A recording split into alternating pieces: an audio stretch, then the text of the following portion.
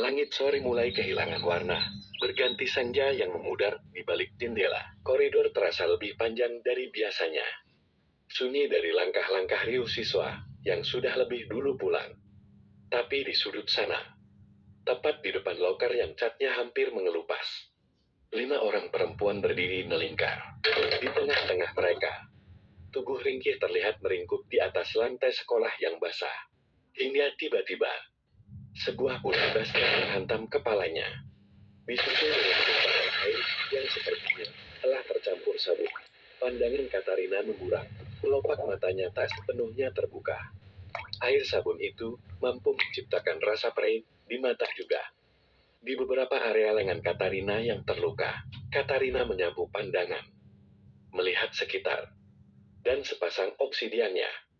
Menangkap seseorang yang tengah kesulitan mengambil tongkat bisbol dari loker. Seketika tubuhnya bergetar.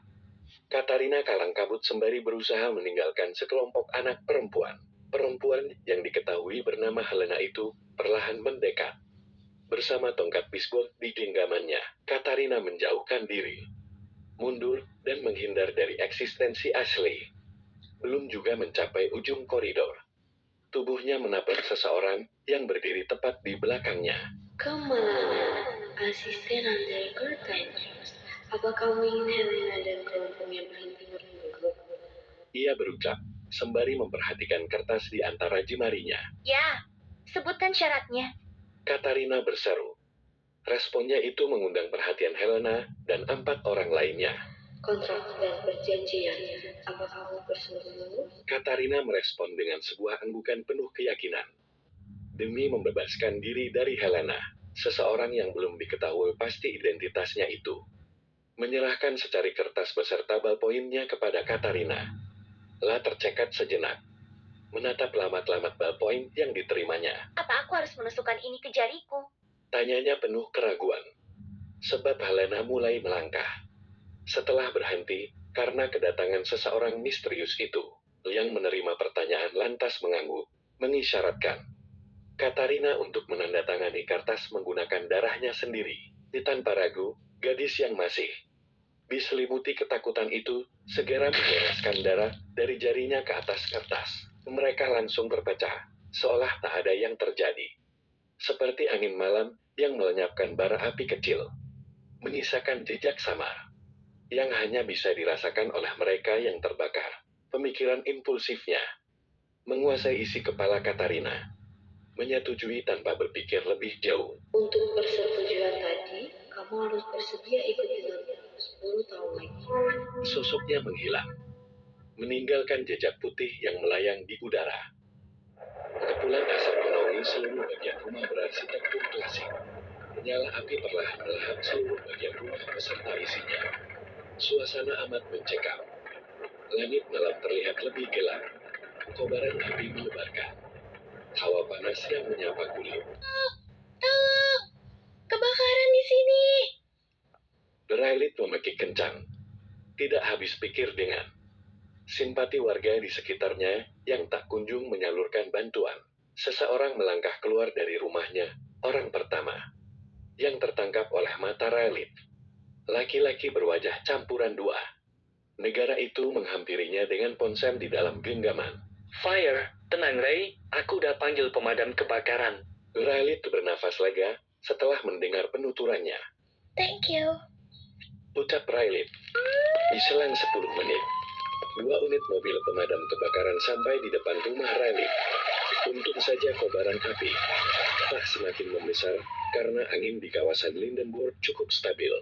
Tunggu, siapa namamu? Tanya Riley menghentikan langkah lelaki itu. Aku, Jaden Katalis. Kebingungan terukir di wajah lelaki itu, Riley mengangguk. Mengucapkan terima kasih sekali lagi kepada tetangganya barunya itu. Selepas kepergian Jaden, Riley masih terus diselimuti perasaan bingung yang membuncar.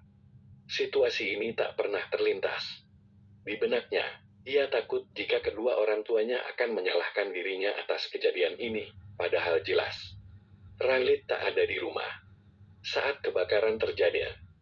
Ia baru saja kembali dari perpustakaan kota Lindenburg. Siapa ini? What did I do wrong? Sialan, Jangan ini terulang lagi.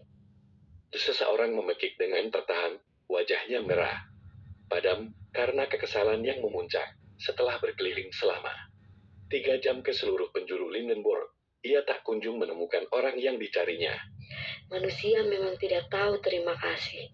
Mempekiknya lagi dengan melodi yang penuh amarah. Sepersekian detik, jari jemarinya bergerak, menghentakkan meja. Tanpa dikendalikan oleh dirinya, jari-jari itu memanas dan menariknya ke suatu tempat. Tanpa aba-aba sama sekali, di sana ia berdiri, di atas abu yang berasal dari sisa-sisa kebakaran. Sementara Riley yang berdiam diri di sebuah kafe, berusaha menunjukkan rasa khawatir untuk memberitahu kedua orang tuanya bahwa ia bukanlah penyebab kebakaran terjadi, hingga akhirnya pikirannya mulai memainkan simfoni. Berteori tentang seluruh hal yang telah terjadi. Ia mengumpulkan bukti, merangkai teka-teki hingga menjadi sebuah persepsi. Riley menjentikan jari, memukul meja hingga akhirnya pergi meninggalkan kafe.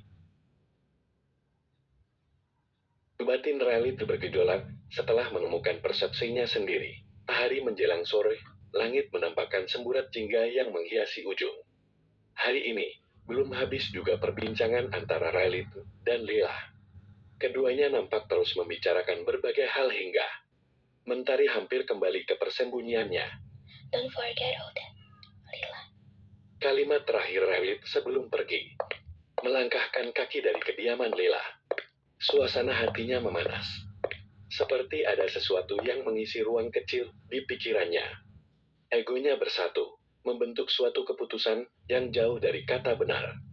Pemikiran-pemikiran itu bagai mencabik-cabik isi hatinya. Ingin, tapi tak kuasa, perasaan ini berbeda. Be quiet, don't make too much noise. Ruangan ini nyaris gelap, jika saja tak ada lampu remang-remang yang tergantung di setiap sudut ruangan. Suara jentikan jari terdengar. Lantai kayu berderit pelan di bawah beban langkah yang nyaris tanpa suara. Jarum jam menunjuk pukul 1.50 menit. Malam semakin menyentuh dini hari dan suasana semakin mendebarkan. Siluet seseorang tertoreh di balik cahaya lampu. Pintu bergerak nyaris tanpa suara. Hanya menyisakan gesekan. Harus antara kayu dan engsel yang hampir tak terdengar perlahan. Celah di antara kuset dan daun pintu melebar. Membiarkan bayangan dari luar merayap masuk tanpa mengusik kesunyian. I keep your promise. Jangan mengutarakannya kepada siapapun. Suara seseorang menyeruak membius keheningan. Degup jantung sang lawan bicara mendadak berpacu, menebarkan kegelisahan yang tak bisa ditepis. 1 years later. Ombak menghantam tebing dengan ritme yang tak berubah, menciptakan gemuruh samar yang berpadu dengan desir angin laut. Rumah besar di atas. Tebing itu berdiri angkuh, lampu-lampunya berpendar lembut, memantulkan cahaya di jendela-jendela besar yang menghadap ke laut. Di dalamnya, kehangatan semu menyelimuti sekelompok orang yang tengah berkumpul. Lampunya kurang redup. Nanti nggak kerasa surface-nya. Shailene mengernyit menatap dekorasi yang dipasang asal-asalan oleh Riley dan Lila. Lebih baik gini daripada enggak sama sekali. Kebalas lelah santai, sambil meneguk minuman kalen di genggamannya. Sementara itu, di ruang tamu, Helena, Chayena dan Aetherland sibuk bercakap-cakap, membiarkan yang lain menyusun kejutan mereka. Percakapan mereka mengalir ringan tentang cuaca yang semakin dingin. Perjalanan panjang menuju rumah Helena dan betapa rumah ini terasa sepi, sampai tiba-tiba lampu padam. Kegelapan menelan mereka tanpa aba-aba sejenak. Hanya suara napas yang terdengar, lalu suara langkah cepat di lantai atas. Suara yang berasal dari lantai 2 menarik atensi mereka. Aetherland berlari menuju lantai tempat suara itu berasal. Tanpa pikir panjang, mereka bergegas menuju tangga, mengikuti langkah Aetherland. Tapi sebelum mereka sampai ke atas, terdengar suara seseorang berlari. Bayangan hitam bergerak cepat melompati pagar gerbang, menghilang ke dalam pekatnya malam. Lilah terduduk di lantai, dadanya naik turun. Ekspresinya sulit ditebak di tengah cahaya redup yang mulai kembali menyala. Siapa? Gumamnya. Ayo ke ruang tamu. Di sini udaranya nggak nyaman. ajak Ceylan sembari membantu Lilah berdiri. Lilah berjalan tergopoh-gopoh. Kedua tangannya bertengger di bahu Ceylan dan Chayena. Ruang tamu yang semula hening kini menjadi lebih riuh. Mereka semua mencoba menenangkan diri dan memikirkan beberapa hal tentang apa yang terjadi kepada Lilah beberapa waktu tadi. Syukurlah keadaan Lilah baik-baik saja. Tak didapati luka serius maupun tidak serius. Beberapa bungkus makanan terpampang di meja. Atensi Chayena tertuju kepada sebungkus popcorn dan secangkir coklat panas dengan asap yang mengepul ke udara. Chayena hendak menyesap coklat panasnya di saat yang bersamaan. Tubuh Lilah menghantam tangan Chayena, membuat coklat di cangkir tumpah dan noda-noda tertoreh di sana seperempat. Banyak coklat berpindah ke baju Lilah, membuat Chayena sedikit merasa bersalah. Sorry Lila. Ucap Chayena. Lilah menggeleng kuku. Gak masalah. Itu salahku nabrak kamu duluan. Aku ke kamar mandi dulu. Ya. Sesaat setelah Lilah pergi ke kamar mandi, Helena pun bangkit dari duduknya. Kayaknya jendela di ruang piano belum ditutup deh. Sebentar. Ya. Aku mau cek ke ruang piano dulu. Kepergian Helena mengundang reaksi. Aetherlil, Chayena, Ceylan, dan juga Raleigh. Helena udah pergi tuh. Ayo kita siap-siap. Ceylan berseru, meraih lengan mereka, dan menariknya menuju balkon lantai bawah rumah Helena. Rumah dengan 3 lantai ini terletak di tebing sisi laut. Jadi seluruh lantai memiliki balkon yang langsung menghadap ke arah laut. Sementara, Helena tengah berkutat dengan pianonya. Niat awalnya yang hanya ingin memeriksa jendela berubah sesaat setelah ia memandangi piano di tengah ruangan. Piano itu seperti memanggil-manggil namanya, berseru dan meminta jari-jari lentik Helena untuk memainkan melodi indah. Lampu gantung di tengah ruangan berayun perlahan. Bayangannya bergerak gelisah di antara rak-rak tinggi yang berdiri diam. Aroma kayu tua bercampur debu memenuhi udara, menciptakan keheningan yang terlalu pekat. Seolah ruangan ini baru saja menelan sesuatu. Sebuah suara mengoyak kesunyian. Tolong. Jeritan itu singkat, putus di tengah-tengah, lalu lenyap begitu saja. Sontak, Aetherlil, Chayena, Lilah, dan Raleigh bergegas menerobos lorong yang termaram. Dengan langkah terburu-buru, pintu ruang piano setengah terbuka, memperlihatkan kegelapan di dalamnya saat mereka masuk. Pemandangan itu membekukan napas mereka. Helena tengkurap di lantai, tubuhnya kaku di antara piano besar dan kursi yang terjatuh. Sebuah pedang panjang menancap di sisi kirinya, sedikit di bawah bahu terlalu dalam. Terlalu dekat dengan jantung, darah tertumpah di lantai, membentuk pola yang semakin melebar. Ceylan berdiri tak jauh darinya, bayangan. Tubuhnya tumpang tindih dengan siluet. Dekorasi kesatria di dinding menambah nuansa mencekam di ruangan itu. Matanya terarah kepada Helena, ekspresinya sulit dibaca di bawah cahaya temaram. Jantung mereka berdegup kencang ruang. Piano yang biasanya sunyi kini terasa seperti sarang jebakan. Setiap detiknya berdenyut dengan ketegangan yang menggantung. Apa yang terjadi? Suara salah satu dari mereka terdengar bergetar, tapi tak ada jawaban yang cukup cepat. Helena mengerang lemah, menarik perhatian. Dan mereka kembali saat mereka bergegas mendekat. Detik itu juga, satu hal menjadi jelas, mereka telah terperangkap dalam sesuatu yang jauh lebih berbahaya dari yang mereka kira. Telepon ambulans dan polisi. Kayaknya, coba periksa semuanya sebelum bukti-bukti menghilang. Raleigh bersuara, dan Ceylan bergegas membuat panggilan yang bertujuan untuk memanggil polisi dan ambulans. Sinyalnya nggak sampai ke sini sepertinya. Aku telepon tapi nggak tersambung. Ujar Ceylan, menekan-nekan telepon genggam miliknya. Mereka semakin kalang kabut. Raleigh segera mengandalkan seluruh ilmu medis yang ia pelajari untuk memberikan pertolongan. Pertama kepada Helena, untung saja kotak P3 Kelvin di rumah Helena memiliki isi yang cukup lengkap untuk pertolongan pertama. Helena bakal segera sadar kok. Lukanya nggak terlalu dalam, jadi nggak bakal memberikan dampak yang fatal. Riley berujar selepas membuang kapas. Kapas penuh darah Helena. Chayana kembali setelah mengitari ruangan. Dengan penerangan remang ini guna menguak hal yang baru saja menimpa. Helena, tatapannya cukup serius, seakan akan pikirannya diisi oleh berbagai hal yang memusingkan. Oke, sekarang aku akan bongkar trik yang dilakukan oleh pelaku. Chayana bersuara, bersiap untuk menyampaikan isi pikirannya. Trik? Bukannya yang menyerang Helena itu Silent? Riley lantas bertanya.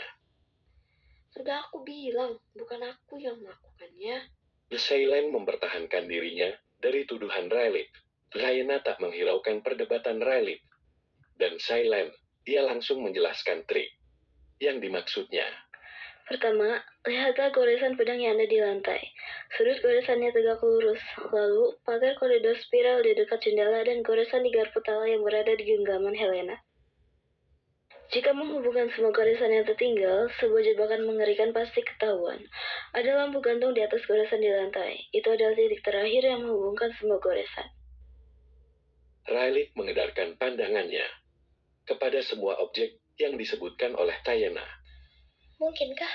Pedang yang tergantung di lampu jatuh lurus ke bawah, menusuk Helena dan meninggalkan goresan lurus di lantai. Tapi Kayana, bahkan jika dia kebetulan berdiri tepat di bawah lampu itu, bukankah itu hanya akan mengenai kepala atau bahunya?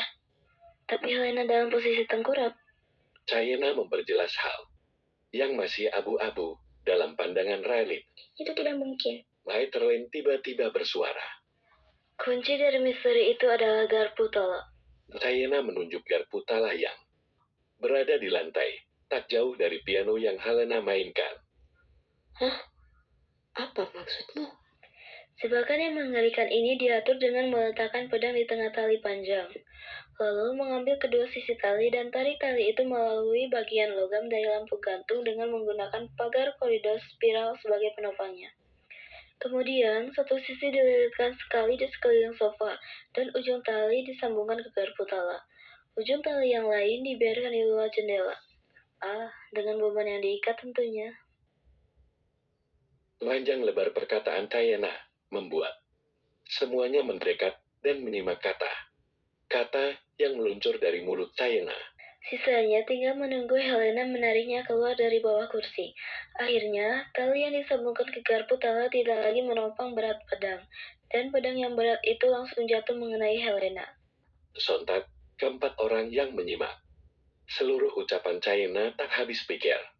Dibuatnya, mereka memastikan perkataan Chayana dan memang seluruh persepsi itu dapat bersambung satu menjadi penyelesaian. Di sisi lain, benang pancing yang menahan pedang di tempatnya ditarik oleh beban yang tergantung di luar jendela dan akhirnya jatuh ke laut. Lalu, siapa yang mengatur semua ini? Riley menanyakan hal yang paling penting daripada seluruh persepsi, karena inti permasalahan ada pada pelaku seseorang yang mengatur semua ini. Coba ingat lagi, saat kita makan camilan, siapa saja yang pergi? Pertama, Lila pergi ke toilet. 7 menit kemudian, Helena pergi ke sini untuk mengecek jendela ruang piano. Lalu, sekitar 2 menit, Silent pergi. Apa kamu terpikir sesuatu? Silent bisa dikecualikan, karena 2 menit terlalu singkat untuk mengatur trik ini. Lagi pula, tidak mungkin ia bisa mengatur trik ini jika Helena sudah berada di sana. Hei, tunggu. Jika yang mengatur trik ini adalah orang yang pergi sebelum Helena, bukankah Rilis juga bisa melakukannya? Riley menunjuk dirinya sendiri, tak mengerti mengapa Atarlin menuding dirinya. Tidak mungkin. Coba lihat tutup piano dan noda di atasnya. Apakah kalian terpikir sesuatu? Chayana memusatkan perhatian mereka semua pada beberapa tetes coklat di atas tutup piano. Noda coklat. Dilihat dari tempat tumpahnya, itu pasti menetes saat dia membuka penutup piano. Orang yang memiliki tumpahan coklat adalah pelakunya. Bagaimana kau bisa begitu yakin? Karena saat itu aku tidak sengaja menabrak dan menumpahkan coklat ke baju Lila.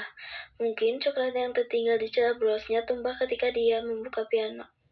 Dan untuk Shalin yang berada di sana, itu hanya sebuah kebetulan yang cukup menguntungkannya. Tapi bagaimana jika Silent tidak ada di sana? Tidak masalah, itu hanya akan terlihat seperti perbuatan dari orang berjubah yang menyerang Lila. Lalu, bagaimana kau menjelaskan soal orang berjubah itu?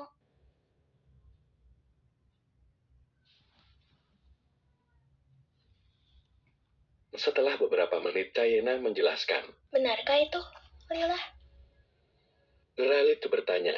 Lila mengangguk mengiyakan pertanyaan Rayleigh. Ruangan itu tiba-tiba terasa lebih sempit.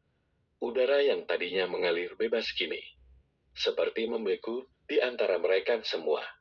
Orang terdiam, mata mereka membulat. Beberapa bahkan refleks menahan napas. Dan saat itu, semuanya sadar ini bukan kebohongan. Tapi Kayena, kamu melewatkan satu hal. Emang benar aku yang melakukannya. Tapi bukan aku yang merencanakannya. Ya, keadaan sudah seperti ini. Bukankah sudah cukup bersandiwaranya, Ait Serlin? Tatapan tajam Lila mengarah kepada Aetherlane yang lantas. Mengernyitkan dahi, tatapannya penuh arti. Semua pasang mata tertuju pada Aetherlane. Dan Lila melempar tatapan penuh tanya. Menuntut kebenaran tersembunyi. Meminta kejelasan dari semua yang telah terjadi. Silent tak lagi menahan rasa penasarannya. Darlin, apa maksudmu, Lila? Hei, ayolah. Bukankah sudah jelas?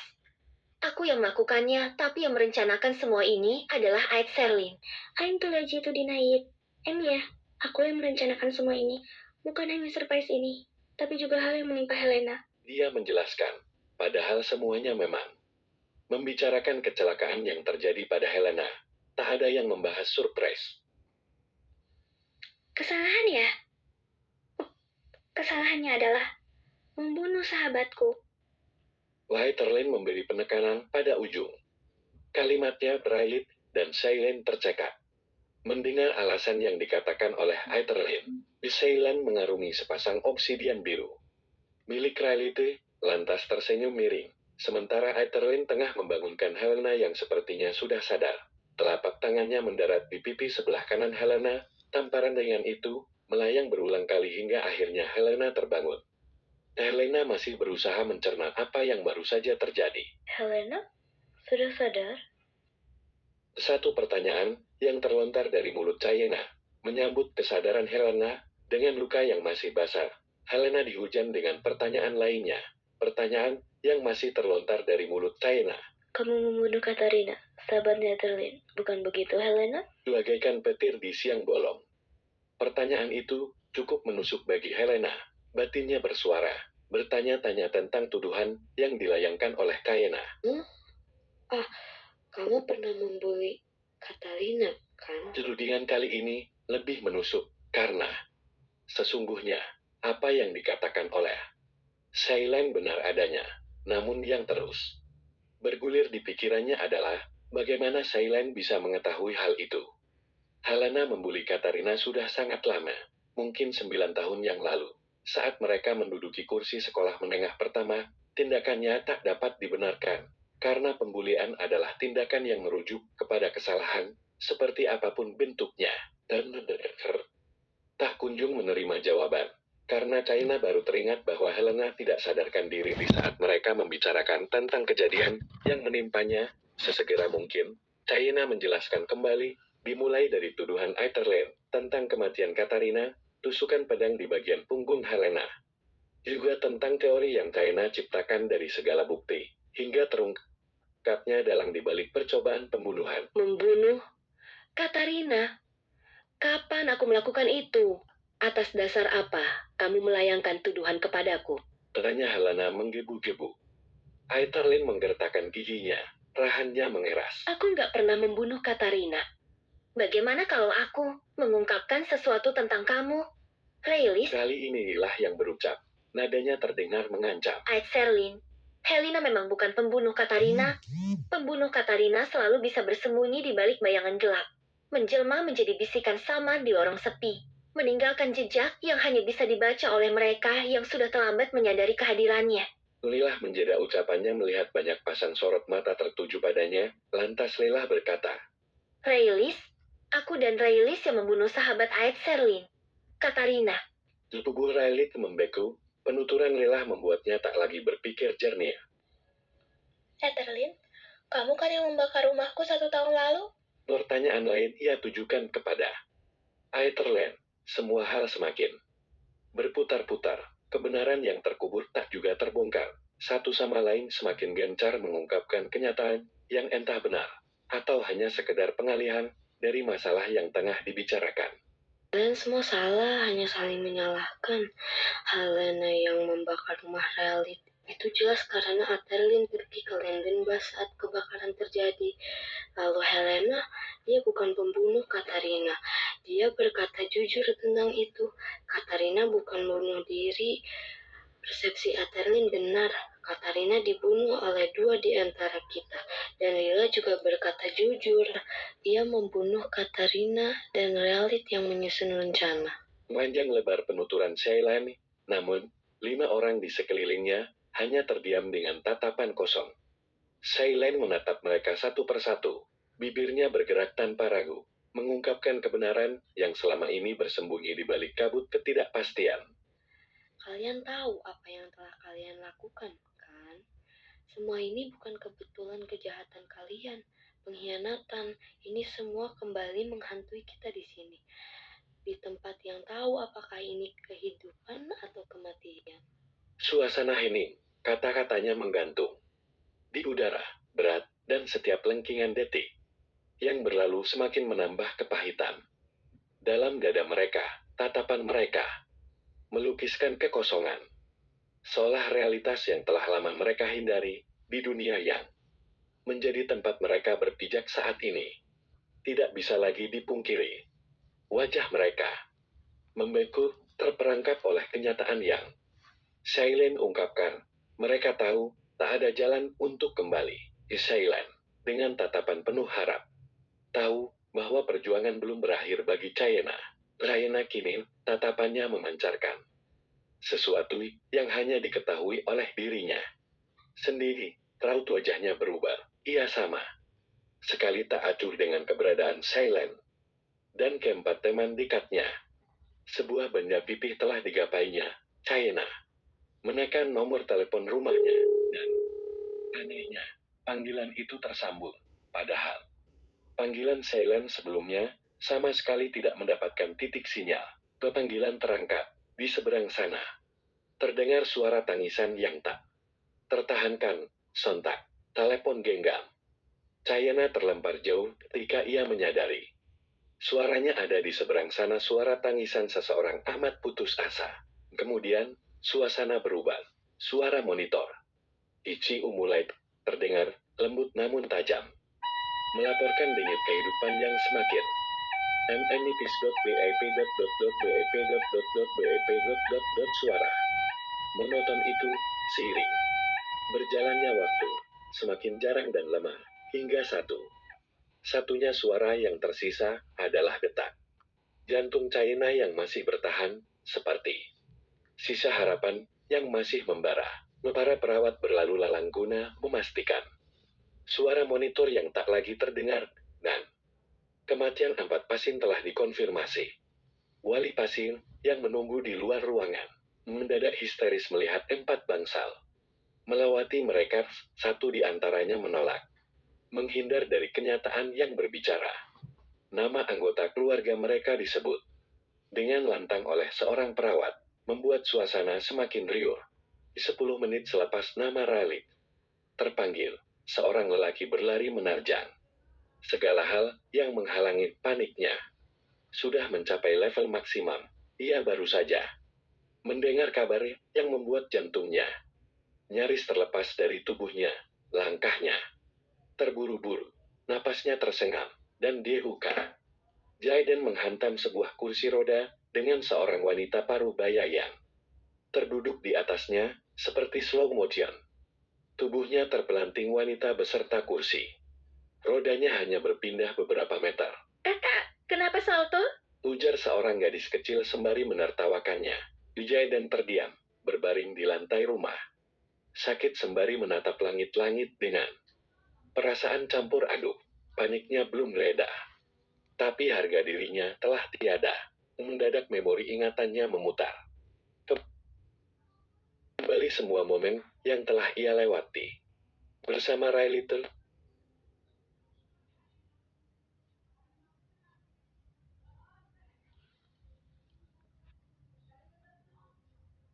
bersama Riley dan kenyataan seakan menamparnya. Momen-momen itu takkan terulang dengan orang yang sama, kini air matanya lolos melewati ujung mata Jaden. Jatuh tanpa izin, ia mencoba menahan, tapi pengkhianat itu tetap meluncur, seperti embun di ujung daun yang tak lagi sanggup berpegangan. I lost you, but you never left me. I still call your name, even when I know you won't answer. Dalam liburan musim panas, mobil berwarna putih yang mereka naiki sudah penuh dengan berbagai barang bawaan. Lila, stop making the mobile, astaga. Protes Rin sambil melirik ke kaca spion, melihat Leila sudah membuka sebungkus camilan dengan senyum penuh dosa. Aku tuh makan biar nggak mabuk perjalanan, Rin. Sementara itu, di kursi depan, Riley menyalakan musik dengan volume yang mungkin bisa terdengar sampai rumah neneknya di kota sebelah. Lagu-lagu western mengalun keras. Perjalanan berjalan lancar selama beberapa jam kecuali Lila yang hampir tersedak Cikin. China yang menjerit tiap kali ada polisi tidur. Mendadak, juga musik dari speaker Riley yang terus mengalun. Sampai akhirnya, mereka hampir memasuki pulau yang mereka tuju, pulau kecil dengan keindahan pantai yang memesona. Hari yang semakin sore menjadi waktu yang tepat untuk menikmati tenggelamnya sang fajar. Hingga tiba-tiba, sebuah truk dari arah berlawanan muncul dengan lampu sorot yang menyilaukan. Rin refleks membanting setir ke kanan terlalu cepat, terlalu mendadak ban. Mobil kehilangan cengkraman dalam sekejap, mobil milik Rin berputar, meluncur keluar dari aspal dan menghantam pagar yang membatasi jembatan dengan lautan yang berada jauh di bawah. Dengan keadaan pintu mobil terkunci, mereka semua terjebak di dalam sana. Kesadaran mereka telah terkikis, sehingga kaca yang terbuka karena pecah pun tak dipergunakan untuk menyelamatkan diri. Laina yang ternyata masih memiliki setengah kesadarannya mendengar suara jeritan lelah, tidak yakin itu miliknya atau milik seseorang dalam mobil. Semuanya terjadi dalam hitungan detik. Dentuman keras, kaca pecah, tubuh mereka terbentur, dan hidup mereka dipertaruhkan. Kehidupan yang mereka jalani saat ini bukanlah kenyataan. Setiap orang pernah berada di fase antara hidup dan mati, dan mereka berada di tengah-tengah. Banyak yang mereka perjuangkan, kepercayaan, gagal, dan perlawanan terhadap diri mereka sendiri. Cermin kehidupan memantul. Setiap kejahatan yang mereka alami di sini adalah timbal balik dari kejahatan yang mereka lakukan di dunia nyata. Dengan masalah yang lebih sulit, ego dan pikiran mereka diuji, maka mereka harus memperjuangkan hidup dengan melawan diri mereka. Di dunia nyata, mereka tidak pernah berpikir bahwa perbuatan mereka adalah sebuah dosa. Tidak ada darah di tangan mereka. Tidak ada jejak kejahatan yang begitu kentara. Namun, dunia antara hidup dan mati tidak melihat segalanya dari permukaan. Di tempat itu, setiap kesalahan mereka menjadi nyata, berubah menjadi ujian yang harus mereka hadapi sendiri. Riley bukan seorang penjahat, tapi dia selalu memilih diam. Dia pernah menyaksikan seseorang dihancurkan oleh kebohongan, tetapi alih-alih membela, dia membiarkan semuanya berlalu begitu saja. Di dunia antara hidup dan mati, ketidakmampuannya untuk bertindak menjadi hukuman bagi dirinya sendiri. Ia diberi kesempatan untuk mengubah sesuatu, untuk berbicara, untuk menyelamatkan, tetapi seperti di dunia nyata, ia ragu, dan dalam keraguannya, ia telah kalah. Dan Helena berbeda, dia tahu apa yang ia lakukan, dan ia melakukannya dalam kesadaran penuh. Lah pernah mengoyak hidup seseorang dengan kejam, menghancurkan mereka sampai ke akar.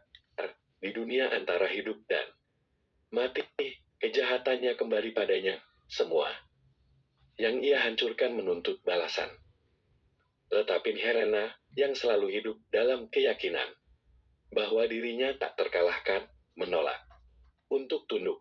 Lah melawan, ia berusaha mengabaikan teror yang datang, tetapi pada akhirnya, ia jatuh bukan karena kejahatan orang lain melainkan karena dirinya sendiri. Leila hidup dalam kebohongan, dia tidak membunuh, tidak melukai, tetapi ia membangun dunia yang dipenuhi dengan kata-kata manis yang beracun.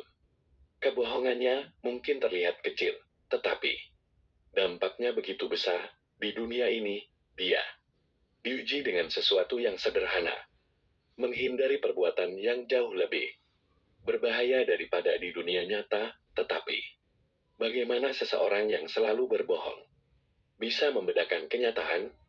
Lilah tersesat dalam ilusi yang ia ciptakan sendiri. Laiterlin pernah diberi kesempatan untuk menjadi seorang penyelamat, tetapi ia tidak mengambilnya.